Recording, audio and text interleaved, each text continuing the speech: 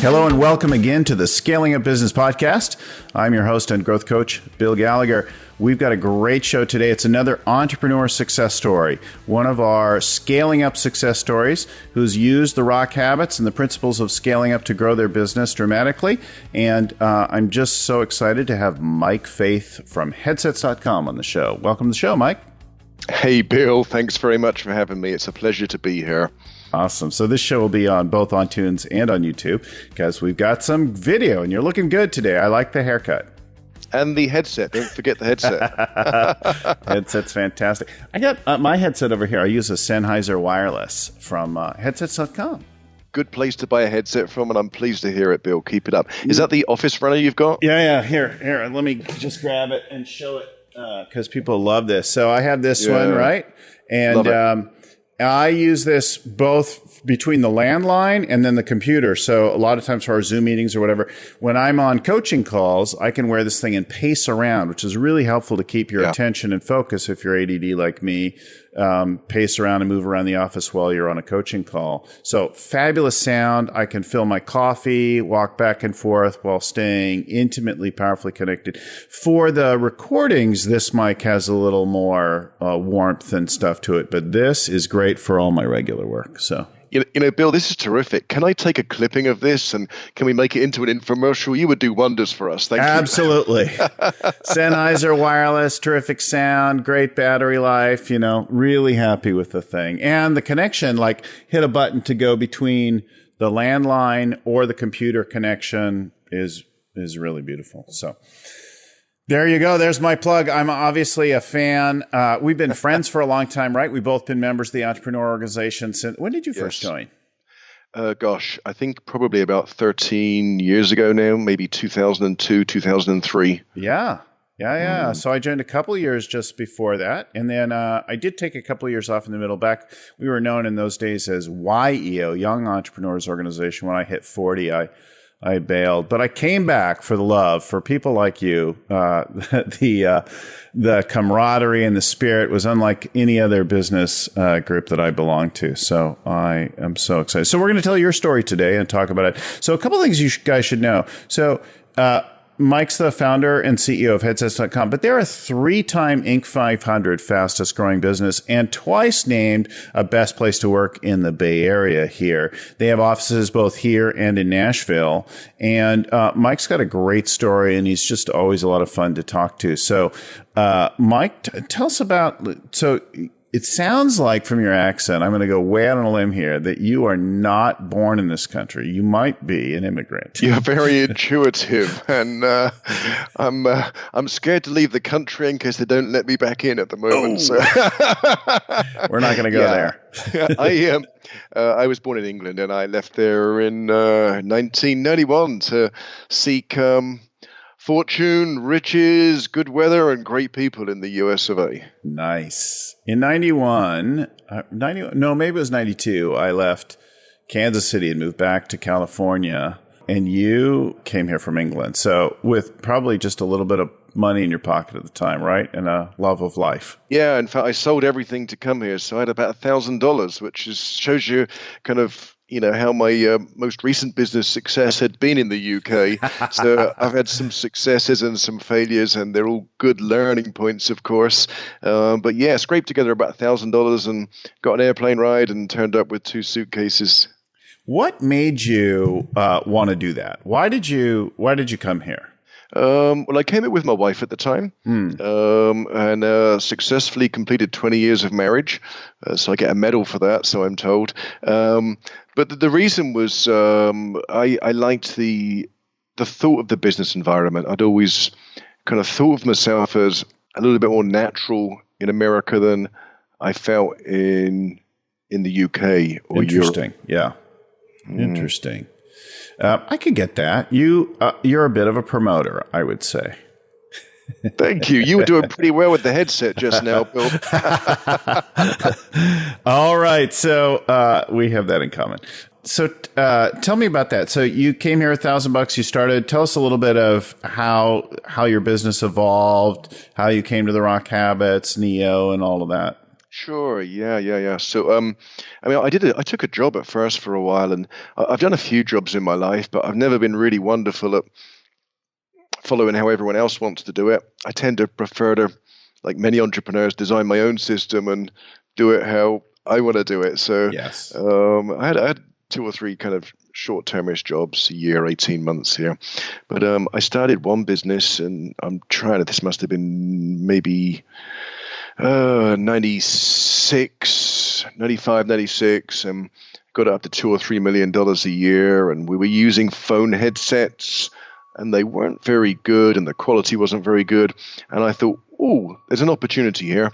So based on a data point of 1, which is usually enough for me to make major life decisions. No research groups here. I thought, gosh, if I can't get what I want, there's an opportunity. So I started what at the time was headset discounters, and we sold headsets at a discount. Yes. Yeah, and I think I was about 3 years in when I realized selling things at a discount doesn't work, or not as your main business proposition. So almost overnight, I switched to a new model. I listened to Tom Peters. I was a big Tom Peters fan, and In Search of Excellence. And I remember I listened to him one night when I went to bed, and talking about, customer service is an effective barrier to entry because other people just can't do it no matter how hard they try. Mm-hmm. And I thought, that's it. So the next morning I came in and switched the business and had a complete focus on customer service. And it was an overnight leap, no incremental gains for me on this stuff, major transformational leaps, which disrupt things and disrupt me and the people around me and the business. But it was the right thing to do. And we became the premium service provider in the headset business. And that was kind of our start for really a launch that continued to this day. And we've been in business 20 years now, and just selling more and more headsets and doing a terrific job of giving great customer service around it. And that's the only thing we do, Bill. We're specialists. In fact, we're the only specialist in the office headset market. We do more of it than anyone else. We know what we're doing better than anyone else. And every time we try and deviate from that focus a little bit, we kind of learn the lesson that it's not good, and we come back to our core of telephone headsets. Yeah, totally get that. Well, just to draw a couple connections to some things that are right in the news right now, right? So I read this morning with interest that Macy's, 3/4 of Macy's customers, over 75% of Macy's customers feel better about Amazon than they do with Macy's. Yeah. Based on NPS data, right? So, and would much rather do business. So that's staggering, right? The old store is in fact dying. I've reported on this a couple times about how traditional department stores are dying. Nordstrom seems to be holding on, but why? They're a service leader, right? There's something that they offer that's an advantage. So, many companies, if you read, Richard Branson's story about starting Virgin, there are many companies that begin something with some discount thing, but it's not terribly sustainable advantage unless you build enormous scale and leverage. Costco's one, but they have a unique business model, and raise a lot of money through their membership fees, which is distinct from just being a pure discounter. They're now, I think, number 2 retailer in the world at about $108 billion in sales. So that's got a discount angle to it, but has some advantage, some loyalty that's a little different than we see in just a straight discount. So, and if you think about the shift between a company like Macy's and Amazon and what's happening to that, and how, going into a Macy's can be kind of a dreadful experience today. You're hard pressed to find anyone to help you. They're unmotivated. They don't care, and they don't know anything. Correct. And it's a where I can help myself and go around Amazon, and I buy all sorts of things all day long from Amazon. At the same time, Amazon is gobbling up companies like Zappos, right? Which is another service leader, and Amazon itself might not be a great like they don't have a lot of people answering your calls and handling issues like that, but they make that process so easy and so universal. And then they have specialists like Zappos that just focus on one piece of business and excel with extraordinary service, which is, I think, what you learned. So in order to do that, you've probably got to have some great hiring, some great training, some core values at heart. Tell us about that. Sure. Yeah. And, I think one of the differences in any business is the people that you hire and how you train them and how you sustain them and how you motivate them. So people are a really big component of what we do. We have very extensive hiring processes. In fact, as people often say internally here, that our customer service hiring is such an extensive process to get hired that I would never pass it. And it's probably true, because I wouldn't be great at that, because I've got too high in patience in order to make a good job of that position. And we look to screen for that a lot. We do follow some of the Rockefeller habits. I love some of Vern's message. And I think one of our big takeaways that I really like, that we use a lot, is the meeting cadence, I think he calls it, where we have daily huddles and weekly team meetings and quarterly offsites. I think that's helped us a lot in terms of people being on board and understanding our mission as a business and the challenges that we're facing each day and each week and how we're going to overcome them together. And then we're big on training generally. I mean, I don't know who it was that said, if you train your people and they leave, that's a problem. But if you don't train your people and they stay, that's a bigger problem. So we spend a lot of time and effort on training, whether it's internal time and resources or sending people on external courses, because we feel that's important to develop people. And if people leave and take it elsewhere and they thank me for training them, that's great. And if they don't thank me, I'm still happy, because you don't always get the thanks, but it's the right thing to do. And doing the right thing is always the right thing. Yeah, it makes a difference over time. And I think you can look yourself in the mirror and feel good about who you are. I have a mirror in my shower where I shave, and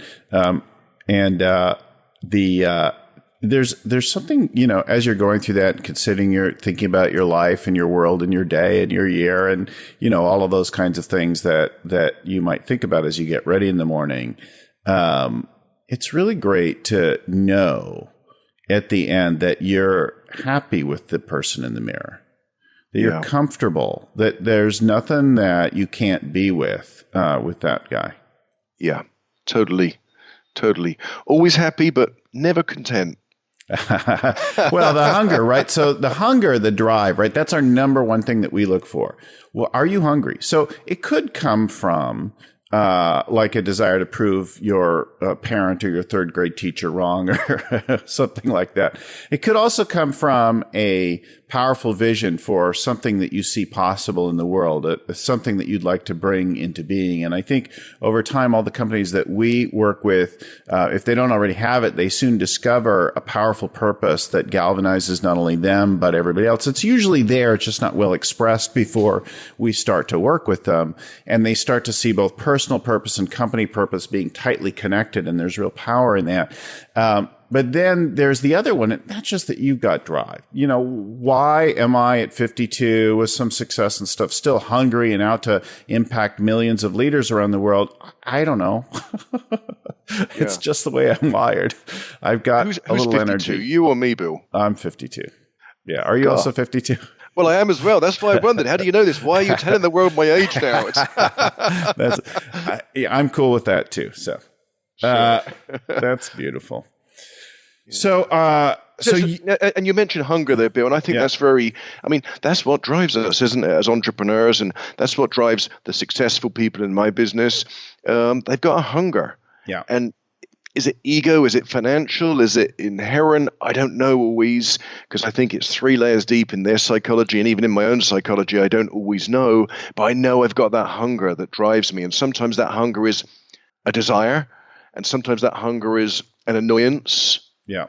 But I feel it, and I want more, and I want to get it right. And it's a wonderful thing for motivation.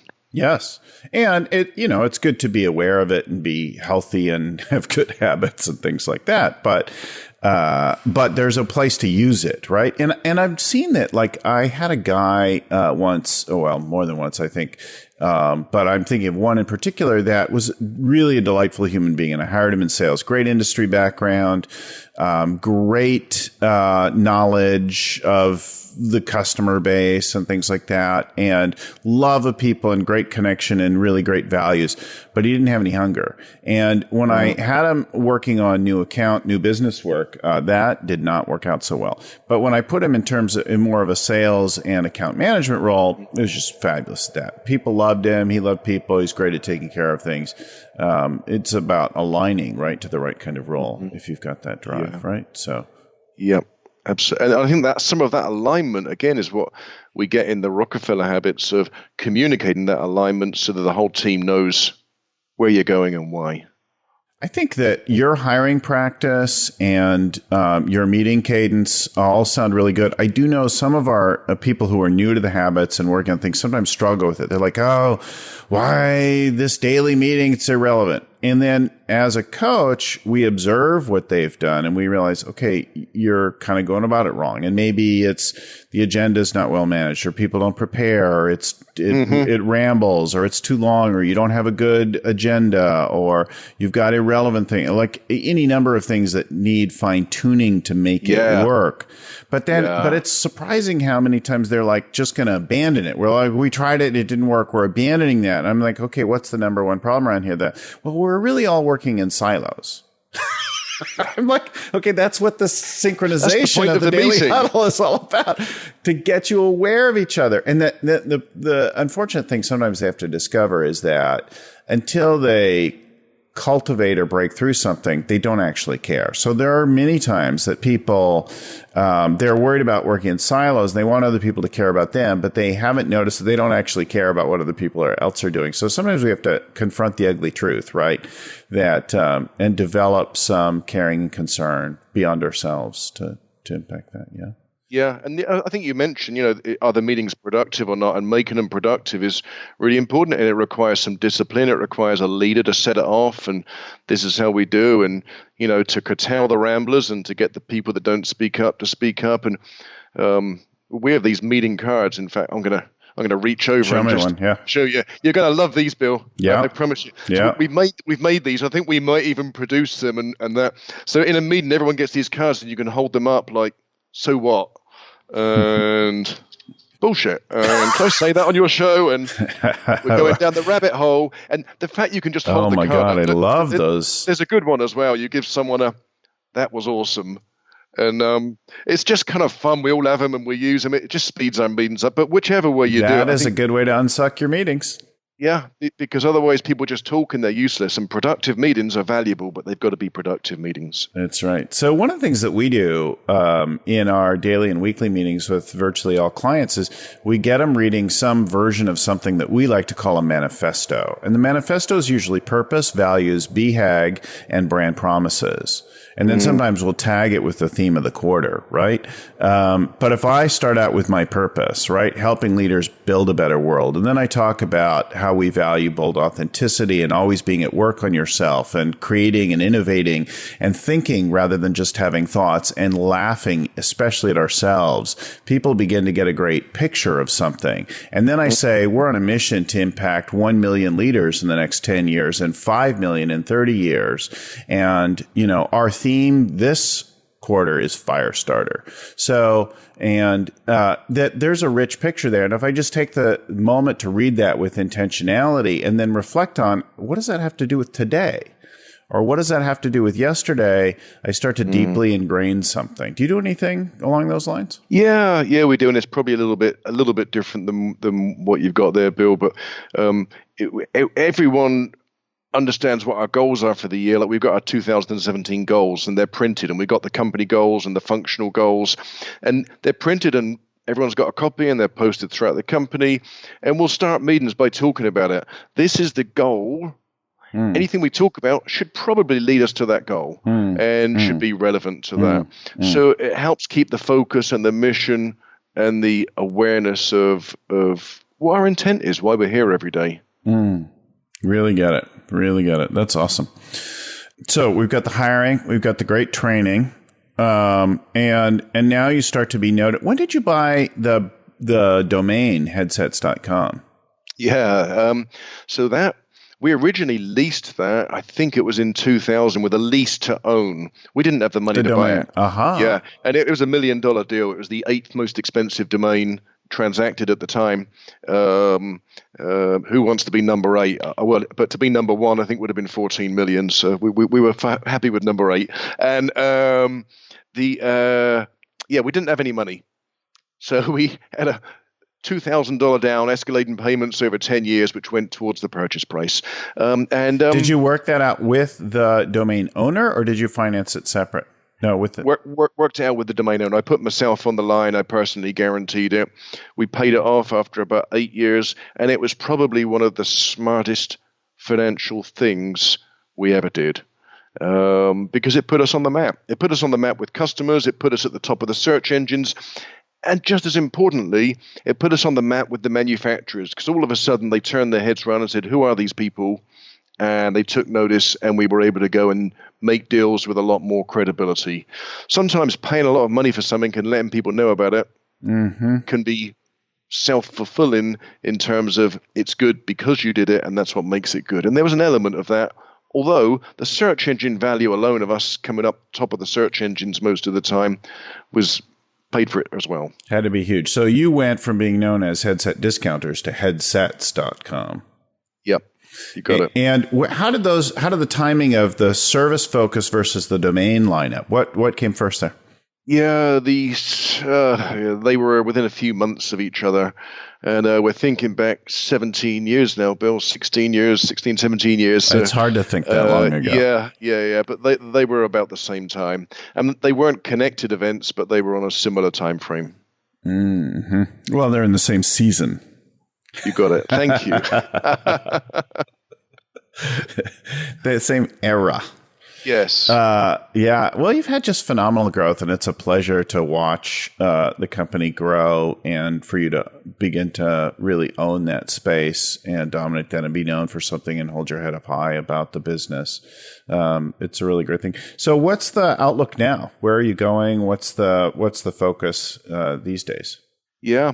We want to stay with headsets. We like that business. We know what we're doing. We're staying with it. We like doing more of it.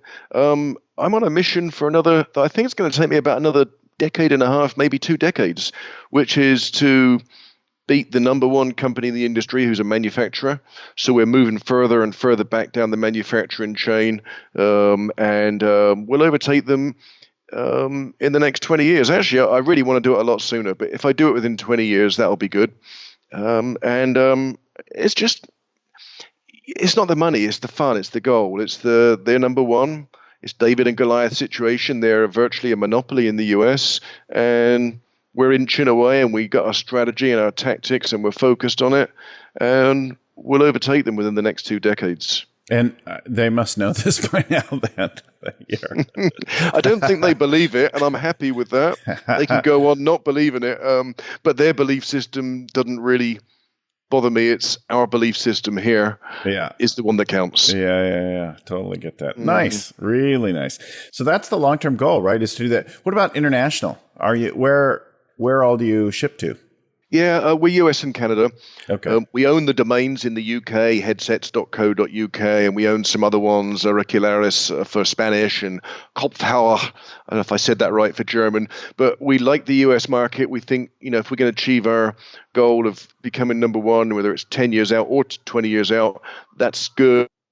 And that perhaps the guy after me in 25 years' time will want to do more internationally, but for right now, the US market is big and the Canadian market is big, and that's where we're going to focus. It is big. Yeah, absolutely. Well, this is so great. So I think there are a lot of great points here about meeting cadence, about hiring, about strategy, about owning a word, right? Headsets.com, which lives in that, about having a BHAG out in the future for things, about having the right meeting rhythm. So a lot of terrific lessons for people to think about in a great growth story.